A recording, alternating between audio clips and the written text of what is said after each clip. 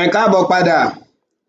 Nínú fídíò yìí, màá máa ṣàlàyé bó ṣe lè lo truth table láti fi wá àti pé láti fi mọ̀ pé bóyá àwọn àkójọpọ̀ gbólóhùn tàbí proposition tí à ń pè ní argument bóyá ó jẹ́ kíni o, bóyá o lè gbá wọlé àbí o ò gbá wọlé, bóyá ó tọ́ àbí kò tọ́. Ẹ máa bá mi ká lọ. Nínú fídíò tó kọjá, mo ṣàlàyé fún wa bó ṣe lè lo Venn diagram láti ṣe bẹ́ẹ̀. Mo dẹ̀ sọ pé bóyá ó ń yà ọ́ lẹ́nu wípé Venn diagram wa a tún ṣe kíni o, a tún ń lò ó nínú logical reasoning. Mo wá ń sọ fún ọ wípé kíni o, nínú ẹwà tó wà nínú ìṣirò òhun náà ni pé kíni o, àwọn ẹ̀kọ́ oríṣiríṣi á máa pawọ́ léra wọn. Àwọn ẹ̀kọ́ oríṣiríṣi á máa pawọ́ léra wọn. Mo dẹ̀ sọ fún wa pé kó lọ dìímú pé àwọn òfin eléyìí tó dìrọ̀ mọ́ set, ọ̀pọ̀lọpọ̀ wọn náà ló ń ṣiṣẹ́ fún kíni o, ọ̀pọ̀lọpọ̀ náà ló ń ṣiṣẹ́ fún proposition o. Tó o bá gbàgbé, ó rí i pé mo sọ fún ọ wípé sẹ́ẹ̀tì a máa ń kọ ọ́ pẹ̀lú nọ́mbà ńláńlá. Gẹ́gẹ́ bẹ́ẹ̀ náà ni proposition náà, o lè kọ òun náà pẹ̀lú kíni o, nọ́mbà ńláńlá tá à ń pè ní alphabet ńláńlá tá à ń pè ní kíni o, tá à ń pè ní upper case letter. Ó rí i pé tó o bá ṣàkíyèsí dáadáa, èyí tí à ń pè ní union of a set, ká pé n bá ní union of set A and B, ṣó ti yé mi? Òhun ni pé element tí ń bẹ nínú A tí sì ń bẹ nínú B tàbí tí ń bẹ nínú méjèèjì, ó rí i pé a máa ń lo or náà fún un. Ó rí i pé n tó farajọ ní proposition, òhun náà là ń pè ní kíni o, òhun là ń pè ní disjunction. Tá a máa ń kọ pé kíni o, A or B. Ó rí i pé yàtọ̀ tó wà ńbẹ̀ náà ni pé kíni o, U kan ó ṣẹnu kọ́kọ́ tí, ìkejì ò ṣe kíni o, òun ò ṣẹnu kọ́kọ́ tí, ẹnu rẹ̀ ṣe kíni, ẹnu rẹ̀ gùn sókè báyìí. Mo rò bó ti yé wa báyẹn. Ó rí i pé nǹkan kan náà là ń ṣe kíni, ọgbọ́n tó dópin kan náà ló wà nínú méjèèjì. O ò rí intersection bákan náà ẹ̀wẹ̀, òhun náà máa fara pẹ́ n tí à ń lò ní kíni, proposition bákan náà. Òhun ni intersection ni pé element tí ń bẹ nínú A tàbí tó wà nínú B, ṣó ti yé wa báhun. Ó rí i pé n tó farajọ ńbẹ̀ pẹ̀lú àlàyé tí mo ṣe, òhun náà là ń pè ní kíni o, conjunction, eléyìí tá à ń pè ní A and B. Ó rí i pé eléyìí ẹní rẹ̀ ó ṣe kíni o, ó ṣe kíni, òun ṣẹnu kọ́kọ́ tí, eléyìí ẹnu rẹ̀ ò kákò. Bóyá kí n kọ ọ́ dáadáa, ṣó ti yé mi báhun. Nínú n tó tún jọ fara pẹ́ra wọn, òhun náà ni tí à ń pè ní complement. Kí ni à ń pè ní complement set kan? Òhun náà ni pé tá a bá ní complement set kan, òhun ni tí ń bẹ nínú unifier set tí ò sí nínú set un. Complement A, òhun ni tí ń bẹ nínú unifier set tí ò sí nínú A. Ó rí i pé tó bá ronú sí i dáadáa, ó rí i pé n tó farajọ nínú proposition òhun náà ni kíni o, òhun náà ni negation. Òhun náà ni negation. Ó rí i pé tí n bá ní negation A mi, òhun náà ni tó bá jẹ́ pé A jẹ́ true tẹ́lẹ̀, òtítọ́, sọ ọ́ dirọ́, sọ ọ́ di false. Mo rò bó ti yé wa báhun. Nínú àwọn nǹkan mìíràn eléyìí tó fara pa, òhun náà ni pé is a subset of. Ó rí i pé tí n bá ní nǹkan jẹ́ subset of, ó rí i pé ọ̀nà tá a lè gbà kọ òhun ni pé ká sọ pé A is a subset of B. N tó farajọ ní kíni o, ní proposition náà ni pé kó sọ pé kíni o, A implies B, implication eléyìí tá à ń pè ní kíni, if then. A implies B. Ǹjẹ́ tí eléyìí bá yé wa, ó rí i pé pẹ̀lú àwọn àlàyé tí mo ti ṣe yìí, á já sí pé kíni o, àjọṣe tó yanrantí ń bẹ láàrin kíni o, set àti proposition wa. Kódà òfin eléyìí tó dìrọ̀ mọ́ méjèèjì, ó ṣe kíni o, ó jọra wọn. Tó o bá gbàgbé bákan náà, mo sọ fún wa bó ṣe lè gbé àwọn méjèèjì sí Venn diagram. Kí ni à ń pè ní Venn diagram? Òhun náà ni pé kíni o, o lè gbé unifier set rẹ sí n tí à ń pè ní square. Ká pé n bá ya square báyìí, ṣó ti yé mi báhun? Tí n bá ya square mi báyìí, tí mo sì ya square mi báyìí náà, níbi ẹlẹ́ẹ̀kejì bákan náà, á já sí pé square yìí o, a lóhun ni ó máa jẹ́ unifier set wa, unifier set wa. Mo rò bó ti yé wa báhun.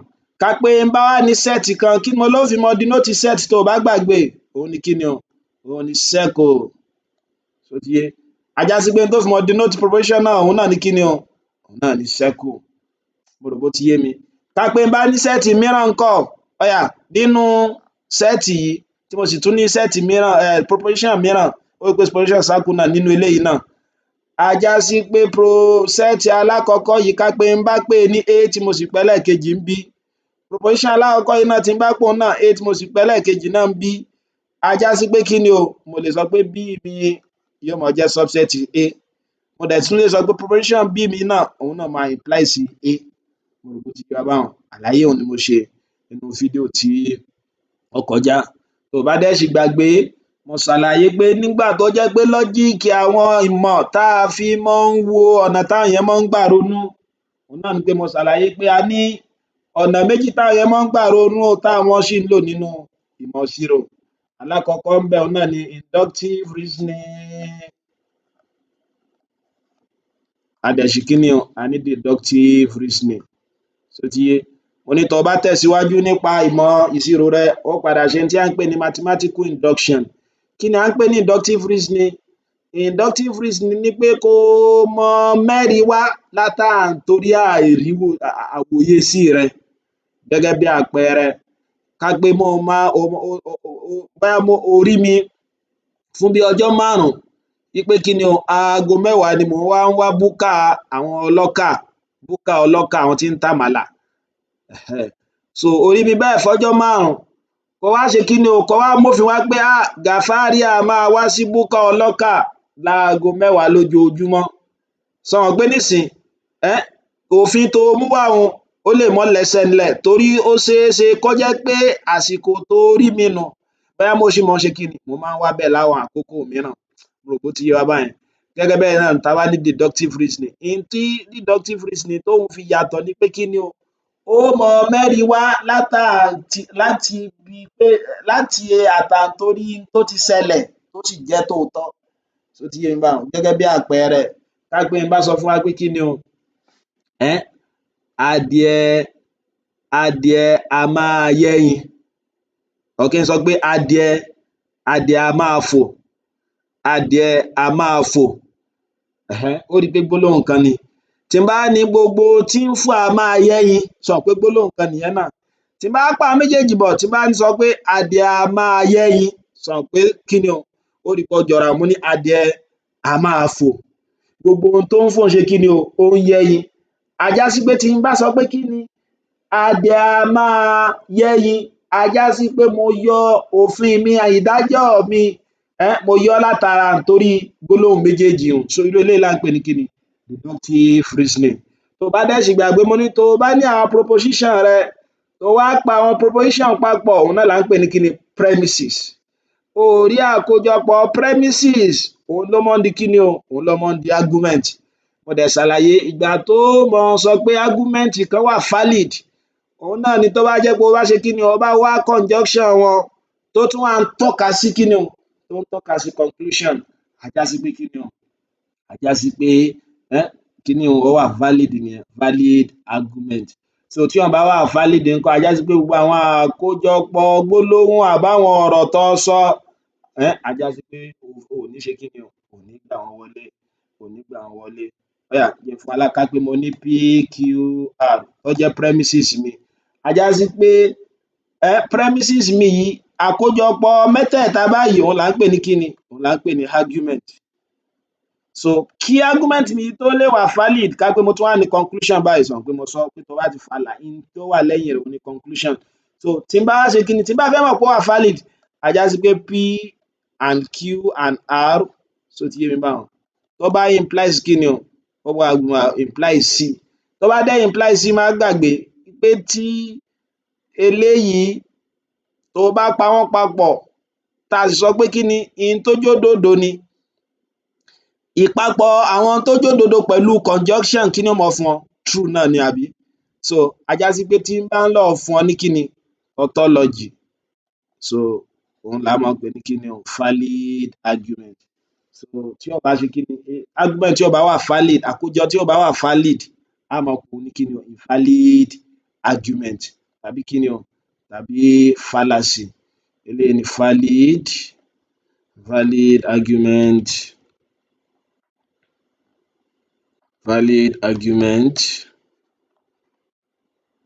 so argument tí ò bá wà valid òun kí ni bóyá kò jẹ́ tautology òun ni invalid argument.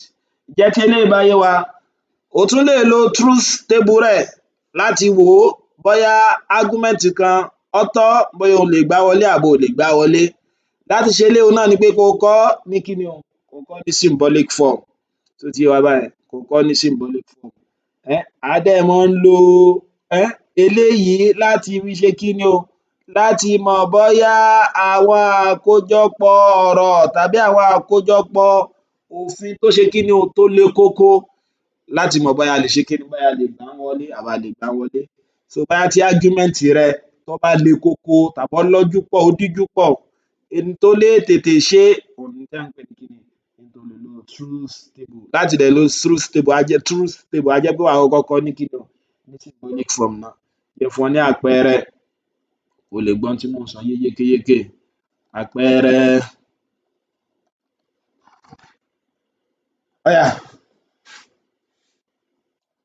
write the argument, àwòye sí tàbí àríyànjiyàn, mi ò fẹ́ pè láríyànjiyàn báwọn.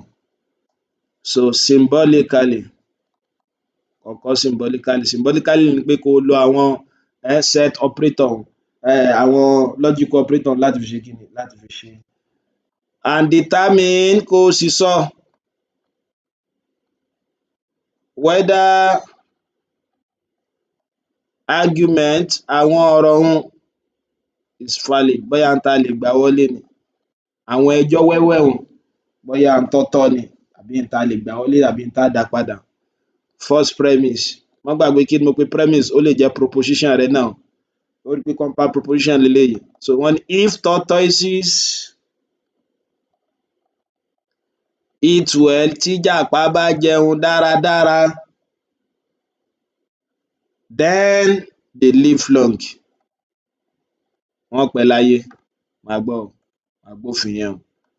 Second premise, àríwòye sí kejì òun náà ni pé kí ni o, ìjàpá jẹun dáradára, tortoise eat well, ṣó ti yé báwọn. So wọ́n á ní kí ni, n ta fàyọ láti bẹ̀, má gbàgbé tí wọ́n bá ti fà làwọn ni pé kí ni o, n ta fàyọ conclusion nìyẹn. Wọ́n sọ pé conclusion wa jẹ́ kí ni o, tortoises live long, tortoises live long. Sọ́jí òótọ́ pé tí ìjàpá bá ń jẹun dáradára yóò pẹ́ láyé. Ìjàpá wá jẹun dáradára, só túmọ̀ sí pé ìjàpá ó pẹ́ láyé? Só túmọ̀ sí pé ìjàpá pẹ́ láyé? Ó rí pé tó bá wo ọgbọ́n un tó bá rò papọ̀ pé ìjàpá jẹun dáadáa, tí ìjàpá bá jẹun dáadáa yóò pẹ́ láyé, ìjàpá wá jẹun dáadáa, só túmọ̀ sí pé yóò ṣe kí ni, ó pẹ́ láyé. Já wa wò, ọ̀nà tó le gbà wò òun náà ni kó lo truth table rẹ. N tó sì fi ṣe òun náà ni pé kí ni o, tó bá ṣèmi nìwọ ni, ó kọ́kọ́ gbé àwọn kí ni, àwọn gbólóhùn onísọ̀rí ńsọ̀rí, tó ti yé. Ó rí pé alákọ̀ọ́kọ́ mo lè sọ pé P mi, kí n sọ pé kí ni o, ó rí pé mo lè yọ ọ́ níbí báyìí, mo lè yọ P níbí báyìí pé ìjàpá jẹun dáradára, tortoises eat well. Mo rò pé ó ti yé mi báyẹn. They live long. So ta ni ó mọ live long? Ìjàpá. Q, tortoises live long. So ti yé báwọn. Tortoises eat well, bùkátà láti kọ́ mọ́, ó rí pé kí lòun náà, P náà ni. Jẹ́ á wá kọ eléyìí ní kí ni o, ní argument form. A já sí pé tó bá wo alákọ̀ọ́kọ́, wọ́n if tortoises eat well, kí la ti fi ṣe? Ṣé o mọ̀ pé a fi ṣe kí ni o, a fi ṣe P. Then kí ni then túmọ̀ sí? Nínú logic tí mo ti ṣàlàyé fún ọ, that is kí ni o, implication rẹ̀ implies they live long, a já sí pé yóò máa pẹ́ láyé. Ó rí pé premise alákọ̀ọ́kọ́ nìyẹn, àríwòsí àkọ́kọ́ nìyẹn. Kí wá ni àríwòsí ẹlẹ́ẹ̀kejì? Tortoises eat well, ìjàpá wá jẹun dáradára, kí n túmọ̀? Sọ pé P nìyẹn. Mo rò pé ó ti yé mi báwọn. Eléyìí ni pé kí ni, tortoises eat well, ìjàpá jẹun. If tortoises eat well, they live long. Ṣó ti yé báwọn? They live long. Mo rò pé ó ti yé. So ẹlẹ́ẹ̀kejì ni pé tortoises eat well, o bùkátà láti kọ eléyìí sí o, mo kàn ń kọ́ kó lè yé wa ni o. Ṣó ti yé?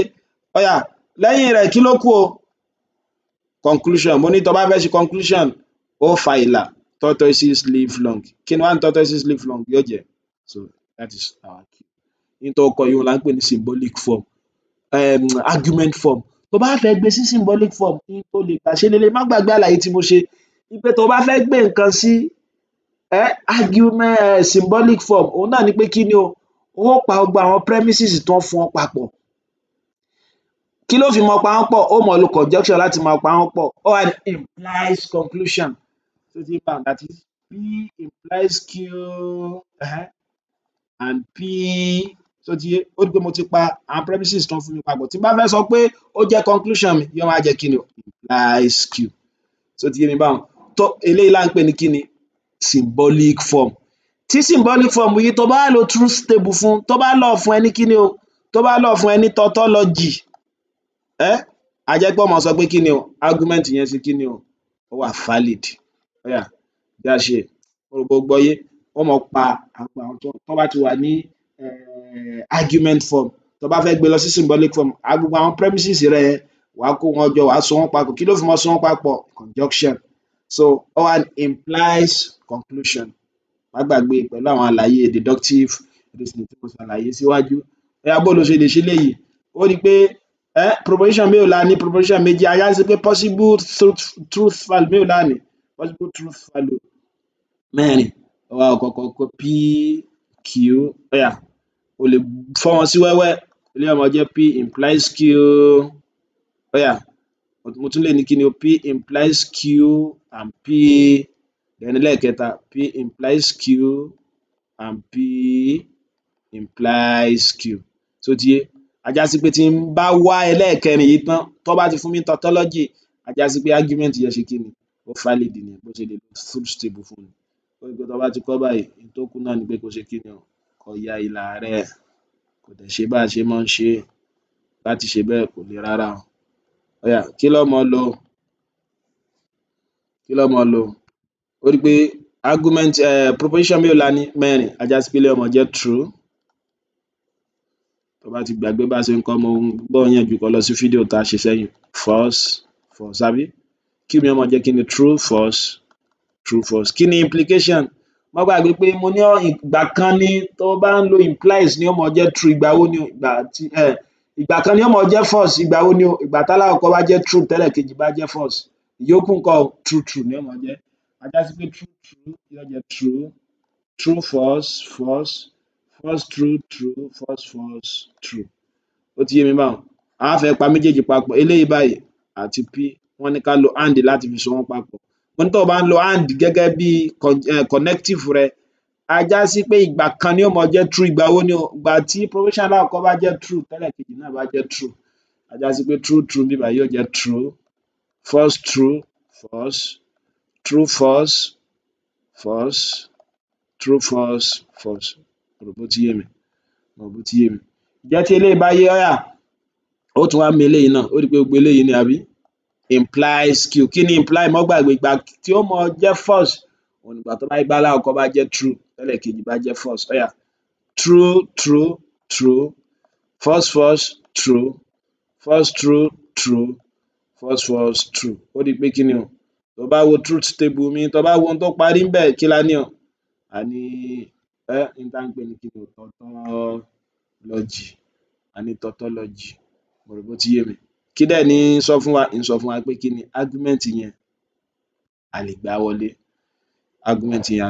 wá ní therefore since P implies Q and P implies Q is what is a tautology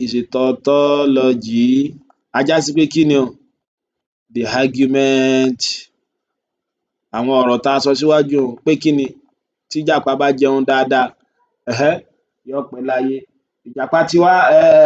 ìjàpá wá jẹun dáadáa a já sí pé yóò ṣe kí ni yóò pẹ́ láyé so a já sí pé ó wà valid ọ̀rọ̀ tó lè gbà wọlé ni òun là ń pè ní kí ni valid kò wá rí irú ìròrí yìí òun là ń pè ní kí ni o direct reasoning wọ́n lè béèrè lọ́wọ́ rẹ pé tó bá ní irú ìròrí báyìí òun là ń pè ní kí ni direct reasoning so nínú àwọn ìwé mìíràn wọ́n tún máa ń pè ní kí ni o modus ponens òun náà ni wọ́n lè béèrè ní nínú objective. Kí ni model pronoun? Òun ni pé tó bá ní irú argument báyìí, argument form náà ni pé tó bá ní P, ṣó ti yé yín báwọn, tó wá implies Q, tó tún wá ní Q, kí ni wá ní conclusion rẹ̀ ń jẹ́? Tó mú conclusion wá. Mo rò bó ti yé báyẹn. So tó mú conclusion kí là ń pè P ni àti Q, tó wá jẹ́ pé premise rẹ̀ kejì P ni, tó wá ń get kí ni o? Tó ń get conclusion Q, tó ń get conclusion Q. Ó rí pé tó bá fẹ́ kọ eléyìí ní symbolic form, kí ni mo ní ó máa jẹ́? Yóò jẹ́ P implies Q and P implies Q. So tó bá nírú nǹkan báyìí, eléyìí ni kí ni o? Argument form, tí eléyìí ń jẹ́ kí ni? Symbolic form. Tó bá nírúfẹ́ nǹkan báyìí, á já sí pé n tó ní níbí báyìí òun là ń pè ní kí ni? Direct reasoning tàbí kí ni o? Tàbí modus ponens. Já lọ síbi àwọn example kejì kó lè yé ọ yékéyéké. Tí ò bá tí yé ọ tẹ́lẹ̀ má worry, yóò yé ọ. Sáwò bí, já wo example kejì. Example kejì ni determine the following. Yẹ̀ ẹ́ wò bóyá èyí tí ń bọ̀ yìí, àwọn awuyewuye àbá àríyànjiyàn tàbọ́rọ̀ tí ń bọ̀ yìí ó tọ́ tó kágbà wọlé. So wọ́n ní kí ni o? If Abdul likes chemistry, tí Abdul bá nífẹ̀ẹ́ sí chemistry, then he passes the course. Á já sí pé yóò ṣe kí ni? Yóò máa yege níbi ẹ̀kọ́ ọ̀hún. Ṣó ti yé báwọn? Wọ́n á ní Abdul, premise kejì sọ pé kí ni? Abdul does not pass the course. Abdul ò wá ṣe kí ni? Kò pass course yẹn. So á wá ní kí ni o? Conclusion wa, therefore Abdul does not like chemistry. Ó rí pé ó yàtọ̀ sí talákọ̀ọ́kọ́, kò wà direct kankan. Wọ́n ní kí ni? Abdul nífẹ̀ẹ́ sí chemistry. Pé tí Abdul bá nífẹ̀ẹ́ sí chemistry, á já sí pé yóò máa pass course yẹn. Wọ́n á ní Abdul ṣe kí ni o? Nínú premise kejì, Abdul ò pass course yẹn. Ṣé n tá gbọ́dọ̀ ṣe kí ni o? N tá gbọ́dọ̀ máa gbà wọlé ńbẹ̀ tàbí conclusion wa ńbẹ̀, ṣé òun ni pé Abdul ò ṣe kí ni? Kò like chemistry. Ó yá já wò. Irú eléyìí là ń pè ní indirect reasoning. Yóò yé ọ ohun tí mò ń ṣàlàyé nísìnyí. Ó yá, n tó kọ́kọ́ ṣe, tó bá kọ́kọ́ fẹ́ ṣe ni pé kọ́kọ́ kọ ní kí ni o? Argument form. Bó ni ó ṣe kọ́kọ́ jẹ́ ní argument form? Kọ́kọ́ sọ pé let P, ó rí pé mo lè fa proposition kan yọ, proposition kan ni. Ṣó ti yé? Mo lè sọ pé let P be, ó yá, Abdul likes chemistry, àbí? Kí P jẹ́ Abdul like chemistry. Q ńkọ́? He passes the course. Ṣé mo tún lè rí gbólóhùn míì? Ṣé mo lè rí statement míì? Abdul does not pass the course. Kò nídìí kó o ṣe, because látàntorí P ò lè yọ yìí. Abdul does not pass the course. Á jẹ́ pé wọ́n máa jẹ́ negation P, eléyìí tí ń sọ negation Q, eléyìí tí ń sọ pé ó pass course yẹn. Ṣó ti yé mi báwọn? Bóyá kódà o lè kọ Abdul gan síbí báyìí. Nígbà pé Abdul náà ni pronoun yẹn refer sí. Ṣó ti yé? Abdul. Ó yá. So ìgbà tí mo ti ṣe, tí n bá fẹ́ kọ ní symbolic form ńkọ́? Argument form. Tí n bá fẹ́ kọ ní argument form mi, má gbàgbé, that is ó máa lo àwọn symbol rẹ̀ yẹn náà. Wọ́n if Abdul likes chemistry, kí la pe Abdul? P àbí? Then kí ni then mean? Implies he passes the course. Kí la ní kí ó máa jẹ́ Abdul pass the course? Q. Ó rí pé premise alákọ̀ọ́kọ́ nù, ó dúró ńbẹ̀. Ó tún wá bọ́ sẹ́lẹ̀kejì, Abdul does not pass the course. Kí dẹ̀ ni a pé Abdul pass the course? Sọ pé Q ni. Á já sí pé Abdul does not pass the course, kí náà wọ́n máa jẹ́ o? Negation Q. Ṣó ti yé mi báwọn? Negation Q. Lẹ́yìn rẹ̀ ńkọ́? Ó rí pé conclusion ló wá lẹ́yìn rẹ̀. Mo lọ fa ìlà. Therefore, so Abdul does not like chemistry. Á já sí pé wọ́n máa jẹ́ negation P. Sọ pé like chemistry ní P tẹ́lẹ̀, negation P ó máa jẹ́ does not like chemistry. Mo rò bó ti yé wa báyẹn. Ó yá, tó bá ti kọ́ ní argument form tán ó rí pé láti ara argument form o lè kọ́ ní symbolic form. Symbolic form ni pé kó gba àwọn argument rẹ yọ kó wá fi kíni so wọ́n papọ̀ conjunction yóò máa jẹ́ kíni P implies Q and what negation Q conclusion ló máa jẹ́ kíni implies negation P. Ajá sí pé tí n bá fẹ́ mọ̀ pé bóyá argument yìí wà valid àbí ò wà valid tí n bá ti ya truth table fún kíní yìí tí n bá get tautology ajá sí pé kíni o ká pé eléyìí bá fún mi ní kíni tautology báyìí tautology ajá sí pé kí ló ṣẹlẹ̀ o argument yẹn is what is valid argument yẹn is valid ẹja ṣe papọ̀ kí leléyìí ọmọ jẹ́ ń sìn a ní P fọ́ wọn sí wẹ́wẹ́ a ní Q àbí abùkátà sí negation P abùkátà sí negation Q àbí lẹ́yìn rẹ̀ mo lè so méjèèjì papọ̀ P implies Q and negation Q àbí lẹ́yìn rẹ̀ màá kó gbogbo wọn papọ̀ P implies Q and negation Q implies negation P. So ajá sí pé n tó parí ìdajì gbogbo eléyìí pátápátá báyìí tí n bá padà ṣe wọ́n tí mo á rí pé ó jẹ́ tautology ajá sí pé argument yẹn ṣe kíni argument yẹn valid so ajá sí pé argument yẹn ṣe kíni ajá sí pé argument yẹn valid jẹ́ n fàlà sí i.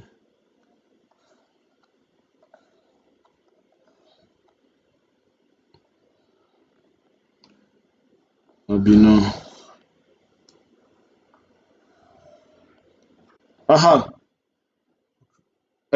já ṣe nísìnyí a ní proposition méjì tó bá dẹ̀ sì ti ní proposition méjì ajá sí pé kí nìyẹn ajá sí pé truth value tó lè ní mẹ́rin ni o yóò máa jẹ́ kí ni true true false false má gbàgbé tó bá ti gbàgbé lọ sí fídíò eléyìí tó kọjá true true false false kí n kó máa jẹ́ kí ni true false ọkọ̀ kí ni negation P mi òun náà ni pé tó bá jẹ́ pé true tẹ́lẹ̀ sọ di false tó bá jẹ́ false tẹ́lẹ̀ sọ di true ajá sí pé ilé ọmọ jẹ́ false false true true àbí èyí ọmọ jẹ́ kí ni false true false true mo rò bó ti yé mi báwọn wọ́n á ní kí n ṣe kí ni o mo ti ṣàṣìṣe kí n tó ṣe eléyìí mo gbọ́dọ̀ find the P implies Q mi náà àrántí jẹ́ n dọ́gbọ́n sí láàrin jẹ́ n pa eléyìí rẹ́ so P implies Q kó tó wá kan kí ni o P implies Q and negation Q so mo lè fa ìlà mi padà báyìí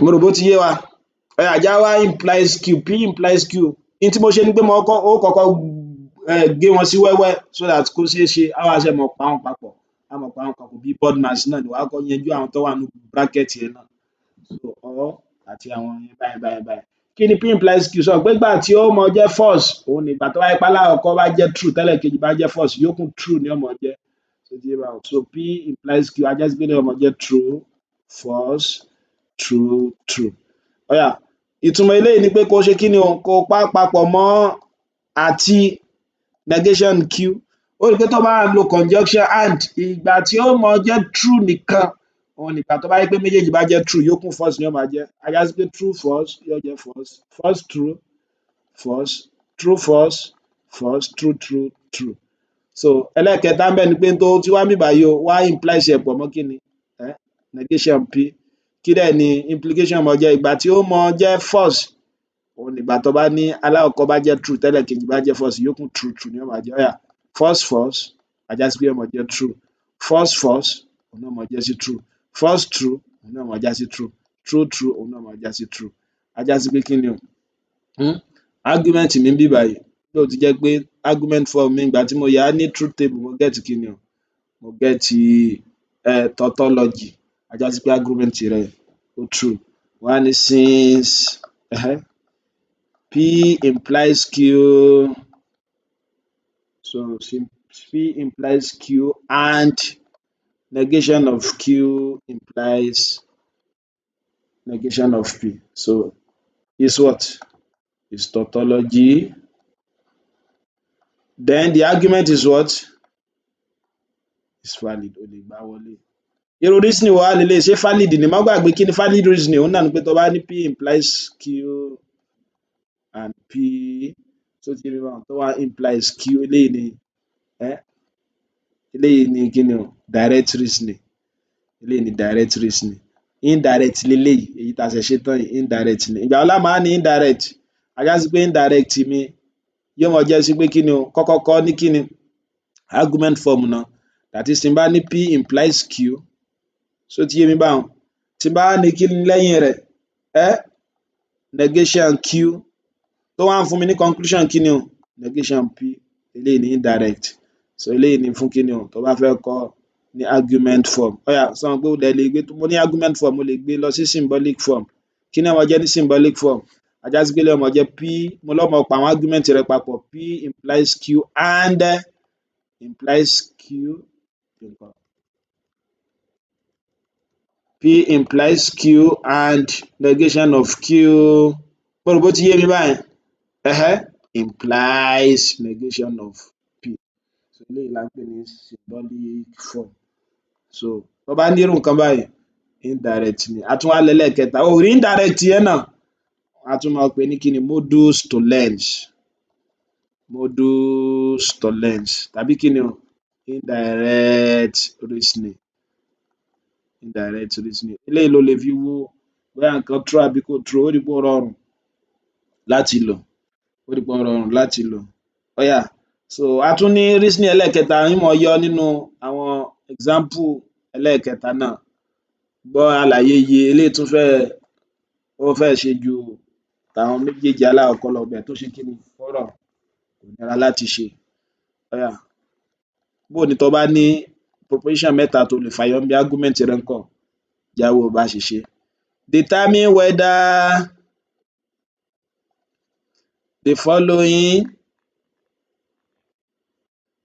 argument is valid. Ó yá àwọn àríwòsí gbogbo àwọn tí ń bọ̀ yìí bóyá ó ṣe kí ni o? Bóyá ó tọ́ àbí wọn ò tọ́. Kí lalákọ̀ọ́kọ́ ńbẹ̀? If you watch my videos tó bá wo àwọn ẹ̀kọ́ mi you will pass math. Ó yege nínú kí ni o? Ìdánwò math rẹ̀ àbí? O rí premise kejì náà. Ó ní if you what? If you pass math a já sí pé tó o bá pass math o then you will go to university. Ó lọ sílé ìwé ilé ẹ̀kọ́ gíga. A tún wá ní kí ni? A wá ní conclusion wa. Má gbàgbé mo ní ìgbà tọ́mọ ní conclusion tí wọ́n bá ti fàlà báyìí. Kí wá ní conclusion wa sọ pé ó ní therefore if you watch my video tó o bá wo fídíò mi ẹ̀kọ́ yìí dáradára o a já sí pé ó lọ sí ilé ìwé gíga. Kó lè ó yá já tún yanjú eléyìí. So determine whether the following is valid argument. Mo ní tó kọ́kọ́ máa ṣe ni pé kọ́kọ́ fọ́ wọn sí wẹ́wẹ́ ní statement form, proposition form ní gbólóhùn. Ó rí i pé nínú gbólóhùn tí mo lè fàyọ ni pé mo lè sọ pé P mi sọ pé mo ti ṣe kí ni o? Kó jẹ́ pé kí ni? You watch my videos. Ó yá gbólóhùn wo mo tún lè fàyọ? Ìwọ náà ronú sí i. Ó káre you what? You pass math. Ó ti yé mi báwọn.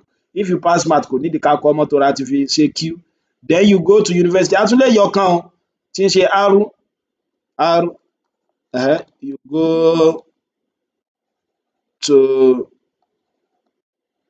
You go to university. Àbí? Ó yá bó tó bá ti kọ́ ó rí i pé therefore if you watch my video àti fi ṣe P then you go to university àti fi ṣe R. O bùkátà láti pè eléyìí mọ́. Lẹ́yìn rẹ̀ kí ni mo lọ́ máa ṣe? Wà á máa kọ́ ní kí ni? Argument form. Ó yá já kọ́ ní argument form nísìnyí. Ó yá padà lọ sókè. Ó rí i pé argument form tó bá wo premise alákọ̀ọ́kọ́ wọ́n ní kí ni? If you watch my video tó o bá wo fídíò mi tó bá jẹ́ pé o wo fídíò mi you will pass math á já sí pé ó pass math kí ló túmọ̀ sí yẹn sọ pé implies nìyẹn kí la dẹ̀ fi ṣe tó bá wo fídíò mi ṣe ó rí i pé a ti fi ṣe p á já sí pé yóò máa jẹ́ p implies q premise alákọ̀ọ́kọ́ ni àbí premise ẹlẹ́ẹ̀kejì ńkọ́ if you pass math tó o bá pass math kí láti fi yẹn ṣe pé you pass math á fi ṣe q you will go to university á já sí pé ó lọ university á já sí pé yóò jẹ́ q implies r ẹlẹ́ẹ̀kejì nìyẹn ó rí i pé lẹ́yìn rẹ̀ kí ló kún conclusion mo lọ́ọ́ ṣe kí ni ó fa ìlà kí wá ní conclusion rẹ̀ therefore if you watch my video if you watch my video kí láti fi ṣe sọ pé p ni then kí ni then máa jẹ́ implies you go to university r ó rí i pé argument form ni so argument form yìí so lè kọ́ ní symbolic form kí ni ó máa jẹ́ ní symbolic form ó gbàgbé mo ní tó bá fẹ́ kọ́ ní symbolic form kí ló kọ́kọ́ ṣe wàá kó àwọn argument yẹn papọ̀ kí ló fi so wọ́n papọ̀ conjunction yóò máa jẹ́ p implies q and q implies r àbí so conclusion máa jẹ́ implies p implies r tó bá nírú kí ni báyìí tó bá nírú nǹkan báyìí òun là ń pè ní kí ni transitive reasoning tàbí ká tún mọ̀ pé ní kí ni ká mọ̀ pé ní chain rule tàbí syllogism máa ṣàlàyé kó tún lè yọ yékéyéké sí ó yá bó la ṣe mọ̀ pé kí ni o bó la ṣe mọ̀ pé argument yìí bóyá ó wà valid àbí ó wà valid òun ni pé tó o bá ya truth table fẹ́lẹ́yìí tó wá rí bó jẹ́ tautology so á já sí pé a máa mọ̀ pé ó wà valid nìyẹn nígbó dẹ̀ sì jẹ́ pé a ti ní statement mélòó mẹ́ta á já sí pé possible truth value tá mọ̀ ní òun mọ̀ jẹ́ kí ni yóò mọ̀ jẹ́ mẹ́jọ p q r àbí ó yá p implies q p implies r mò ń fọ́ wọn sí wẹ́wẹ́ ni o ó rí i pé a ní the p implies q a ní the p implies r kódà a tún ní the q implies r a tún wá ní the méjèèjì papọ̀ p implies q and what q implies r lẹ́yìn rẹ̀ a tún wá ṣẹ̀ ní kí ni o p implies q and what q implies r implies p implies r mo rò bó ti yé wa báyìí so lẹ́yìn rẹ̀ ó wá ṣe kí ni o lè yà wọ́n báyìí o lè fi igi yà wọ́n ó rí i pé eléyìí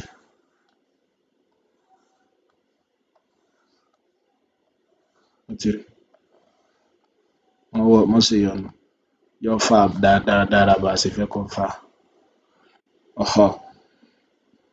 má dẹ̀ gbàgbé mo ní tó bá ní proposition mẹ́ta á já sí pé kí ló mọ ní o possible truth fact tá máa ní mẹ́jọ ni ó wá bẹ̀rẹ̀ láti bí báyìí kí ni p rẹ̀ ó máa jẹ́ ó kọ́ bẹ̀rẹ̀ pé true true true true false false false false àbí kí ni r rẹ̀ ó máa jẹ́ true true false false true true false false q nìyẹn r ó máa jẹ́ kí ni true false true false true false true false mo rò bó ti yé mi báyìí ó yá kí ni p implies q ó máa jẹ́ báyìí mọ́ gbàgbé implication pé ìgbà tí ó máa jẹ́ false nígbà tí alákọ̀ọ́kọ́ bá jẹ́ true tẹ́lẹ̀kejì bá jẹ́ false ìyókù true ni ó máa jẹ́ á já sí pé true true mi jẹ́ n lo gègé mìíràn true true mi ó máa jẹ́ kí ni true true false mi ó máa jẹ́ false true false mi ó máa jẹ́ kí no true true true true true true true leléyìí o true false yóò máa jẹ́ false true false yóò máa jẹ́ false false true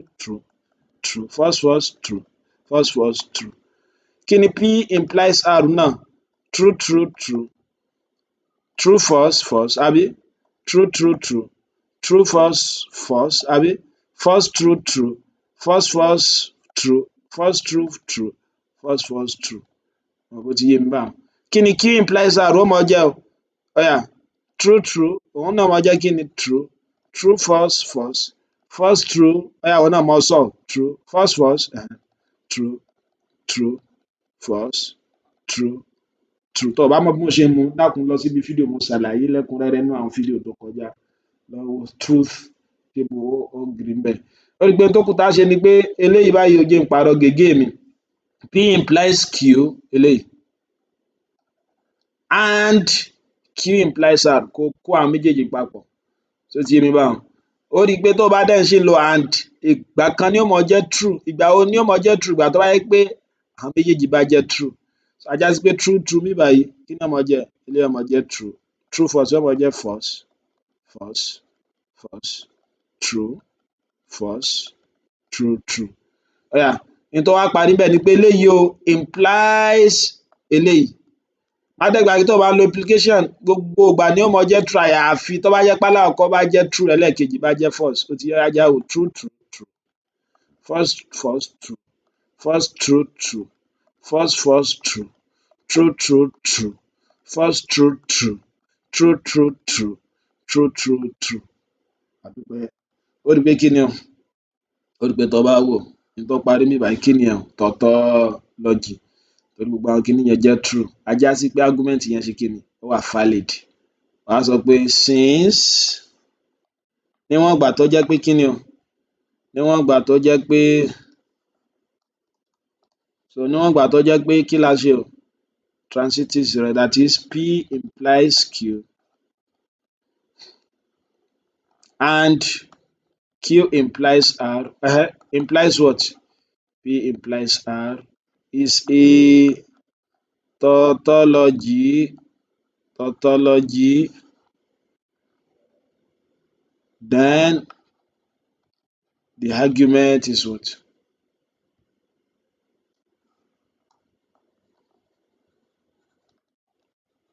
Is valid. Ó ti yé mo á sọ fún ẹ pé irú reasoning yìí á mọ̀ pé ní kí ni o syllogism. Ṣó ti yé báwọn so syllogism rule tàbí ká tún mọ̀ pé ní chain rule tàbí transitive rule. Tẹ́ bá dé ilé máàtì tó bá ṣe máàtì gíga so à ń pè nǹkan kan ní kí ni o relation. Ó rí pé property relation ni pé ká pé n bá ní P so òun ni pé tí P mi ṣó ti yé tàbí tí n bá ní A relate with B ká pé nínú ibí bàyìí n tó jẹ́ relation mi òun ni kí ni òun ni implication. So if A implies A òun là ń pè ní reflexive. Ṣó ti yé if A implies B then B implies A òun là ń pè ní kí ni o symmetry property. Ṣó ti yé orí ẹlẹ́kẹta ni pé if A implies B B implies A implies ṣó ti yé báwọn and lèyí o and ni o má bínú and so implies A implies C eléyìí la máa pè ní kí ni transitive property.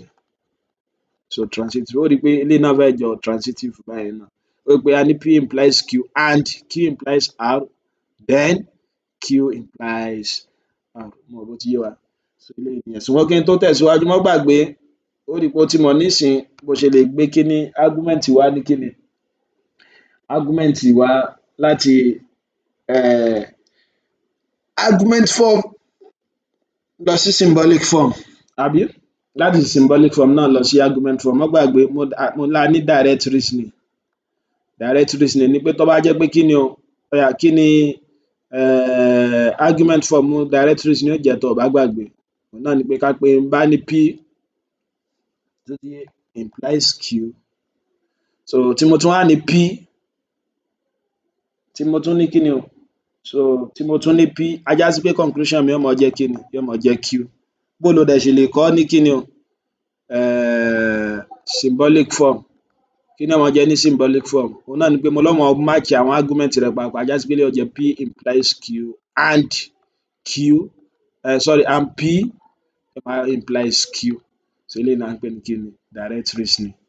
Indirect bákan náà ẹ̀wẹ̀ òun náà ni pé tó bá ní kí ni o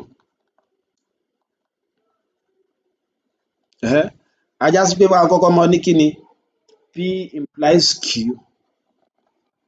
ṣó ti yé then negation Q tí n bá ní conclusion pé kí ni o tí conclusion mi tó bá jẹ́ negation P á jẹ́ pé mo ní indirect pé tó bá fẹ́ gbóhùn náà sí symbolic form yóò máa jẹ́ P implies Q and implies Q ṣó ti yé then implies negation of Q so implies negation of P má bínú so eléyìí ni kí ni indirect. Syllogism ńkọ́ tàbí tí a mọ̀ sí transitive yìí ò tó bá rí kó pé transitive. Kí lòun máa jẹ́ ní argument form? Òun náà ni pé P implies Q, Q implies R, kí ni conclusion rẹ̀? P implies R. Bó ló ṣe lè kó òun náà ní symbolic form? P implies Q and Q implies R. Mo rò bó ti yé mi báwọn. Implies P implies R. So eléyìí ni bó ṣe mọ̀ ṣe. Ó di pé ọ̀rọ̀ púpọ̀. Mò ń gbọ́yànjú láti lọ sínú àwọn ìbéèrè tó ti kọjá tí à ń pè ní past question. Fi wọ́n dánra wò, kò yẹ̀ wò bóyá o lè ṣe é. Tó bá ní ìṣòro nígbà tó ń ṣe wọ́n lọ́wọ́, kó ṣe kí ni o, kó fi sọ́ sí mi. Mo dẹ̀ gbìyànjú láti ràn ọ́ lọ́wọ́. So pẹ̀lú ògo Ọlọ́run. Ǹjẹ́ tí eléyìí bá yé ọ, mò ń rọ̀ ọ́ láti subscribe sí orí ìkànnì mi tó bá ti ṣe bẹ́ẹ̀. Dákun bá ń fi fídíò yìí náà ṣọwọ́ sí àwọn akẹgbẹ́ rẹ kó lè ṣàǹfààní fáwọn náà. Kó dẹ̀ bá mi ṣe kí ni, kó dẹ̀ bá mi like ẹ̀ títí tí màá fi pàdé rẹ nínú ẹ̀kọ́ mìíràn. O ṣeun, o wo fídíò yìí.